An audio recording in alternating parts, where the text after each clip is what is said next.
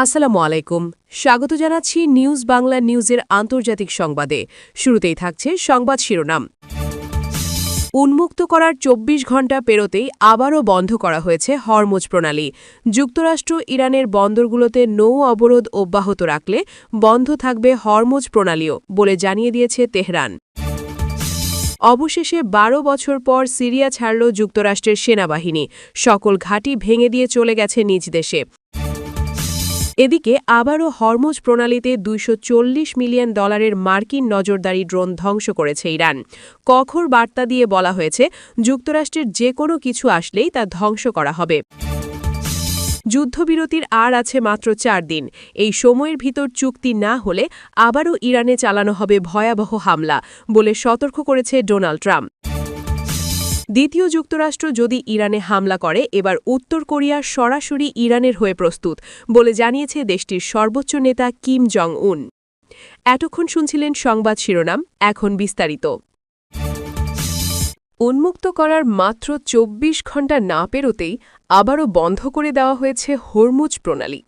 Tehran স্পষ্ট ভাষায় জানিয়ে দিয়েছে, যুক্তরাষ্ট্র যদি ইরানের বন্দরগুলোতে নৌ অবরোধ অব্যাহত রাখে, তাহলে হরমুজ প্রণালী কখনোই খোলা থাকবে না। এই সিদ্ধান্তের মাধ্যমে সরাসরি একটি কৌশলগত চাপ তৈরি করেছে ইরান। ইরানের পক্ষ থেকে বলা হয়েছে, এটি শুধুমাত্র প্রতিক্রিয়া নয়, বরং একটি সুস্পষ্ট বার্তা। তাদের অর্থনৈতিক ও সামুদ্রিক নিরাপত্তা হুমকির মুখে পড়লে বিশ্বের অন্যতম গুরুত্বপূর্ণ জ্বালানি রুট বন্ধ করে দেওয়া তাদের জন্য কোনো বড় বিষয় নয়। হরমুজ প্রণালীর ওপর ইরানের এই নিয়ন্ত্রণ এখন আরও দৃশ্যমান হয়ে উঠেছে।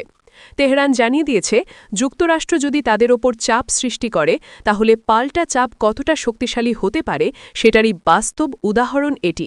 প্রতিদিন লক্ষ লক্ষ ব্যারেল তেল এই প্রণালী দিয়ে বিশ্ববাজারে প্রবাহিত হয়, আর সেটিকে থামিয়ে দেওয়ার ক্ষমতা এখন আবারও দেখাল ইরান। একই সাথে সতর্ক করে বলা হয়েছে, এটি সাময়িক পদক্ষেপ নয়। যুক্তরাষ্ট্র যদি তাদের অবস্থান থেকে সরে না আসে, তাহলে দীর্ঘ সময়ের জন্য এই প্রণালী বন্ধ থাকতে পারে। এর ফলে শুধু মধ্যপ্রাচ্য নয়, পুরো বিশ্বের জ্বালানি বাজারে বড় ধরনের অস্থিরতা তৈরি হওয়ার আশঙ্কা তৈরি হয়েছে। ইরান স্পষ্ট করে দিয়েছে, তাদের বন্দরগুলোতে যে কোনো ধরনের অবরোধ মানে সরাসরি যুদ্ধের প্রস্তুতি হিসেবে গণ্য করা হবে, আর সেই পরিস্থিতিতে তারা আর কোনো ধরনের কূটনৈতিক ধৈর্য দেখাবে না, বরং কঠোর জবাব দেবে প্রতিটি পদক্ষেপের বিপরীতে। এই ঘটনার মধ্য দিয়ে আবারও স্পষ্ট হয়ে গেল, হরমুজ প্রণালী শুধু একটি সামুদ্রিক পথ নয়, এটি এখন একটি শক্তিশালী রাজনৈতিক অস্ত্র, আর সেই অস্ত্র ব্যবহার করতে ইরান এক মুহূর্তও দ্বিধা করছে না। অবশেষে দীর্ঘ ১২ বছর পর সিরিয়া ছেড়ে চলে গেছে যুক্তরাষ্ট্রের সেনাবাহিনী।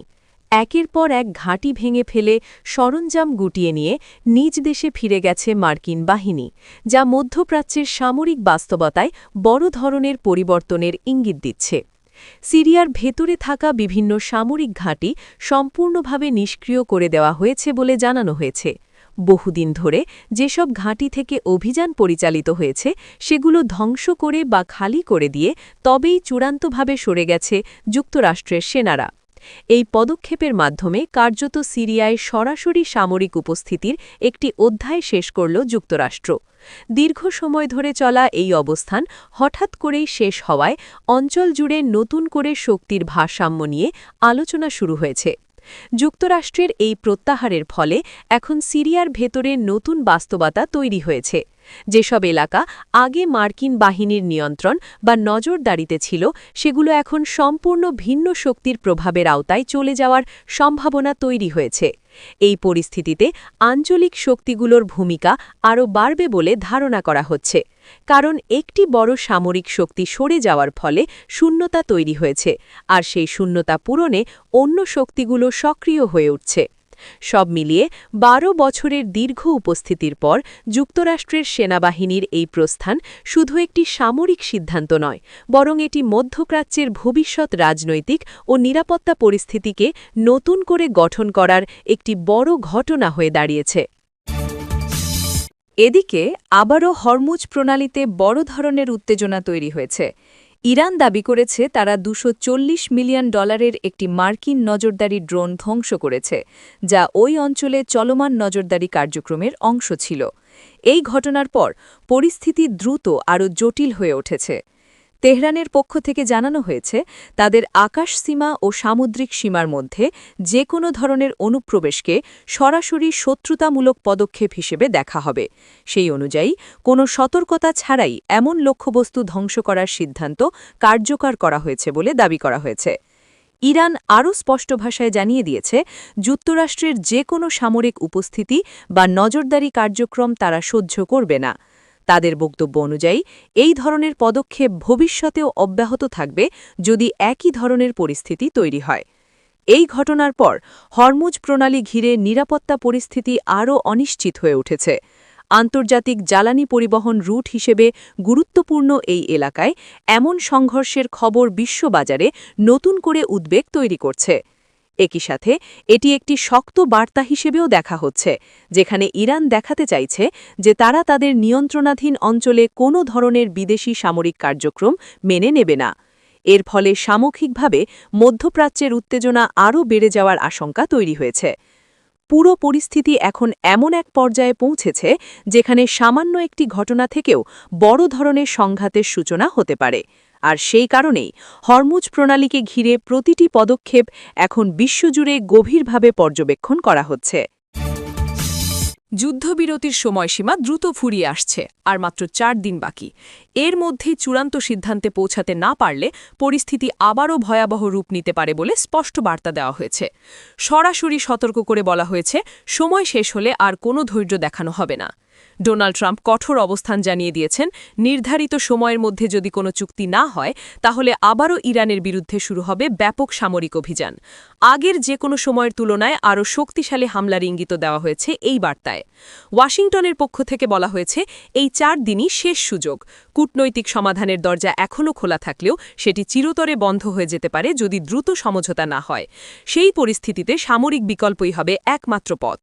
ইরানের পক্ষ থেকেও পরিস্থিতি নিবিড়ভাবে পর্যবেক্ষণ করা হচ্ছে।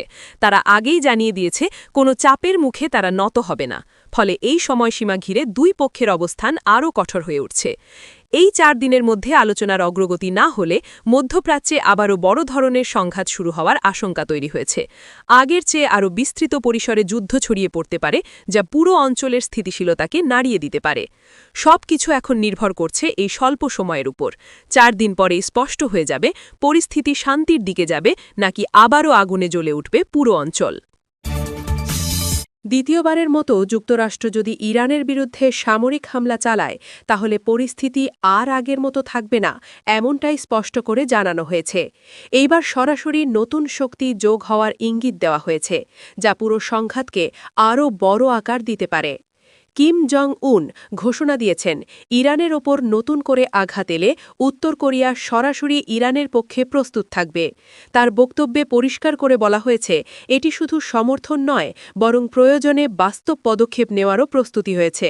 এই বার্তাকে অনেকেই সরাসরি একটি কৌশলগত সতর্কতা হিসেবে দেখছে, যেখানে বোঝানো হয়েছে যে ইরানকে একা ফেলে রাখা হবে না। ফলে সম্ভাব্য সংঘাত এখন আর শুধু 2 দেশের মধ্যে সীমাবদ্ধ থাকার সম্ভাবনা কমে যাচ্ছে। একই সাথে এই ঘোষণার পর মধ্যপ্রাচ্যের উত্তেজনা আরও বেড়ে গেছে, কারণ নতুন করে যদি কোনো হামলা শুরু হয় তাহলে সেটি বহুমুখী সংঘাতে রূপ নিতে পারে, যেখানে একাধিক শক্তি সরাসরি জড়িয়ে পড়বে। উত্তর কোরিয়ার এই অবস্থান পুরো পরিস্থিতিকে নতুন মাত্রা দিয়েছে। এখন যে কোনো সিদ্ধান্তই শুধু ইরান ও যুক্তরাষ্ট্রের মধ্যে সীমাবদ্ধ নয়, বরং এর প্রভাব আরও বিস্তৃত পরিসরে ছড়িয়ে পড়তে পারে। সব মিলিয়ে এই সতর্কবার্তার পর স্পষ্ট হয়ে গেছে যে পরবর্তী যে কোনো পদক্ষেপ অত্যন্ত ঝুঁকিপূর্ণ হতে যাচ্ছে। একটি ভুল সিদ্ধান্ত থেকেই শুরু হতে পারে আরও বড় এবং জটিল সংঘাত।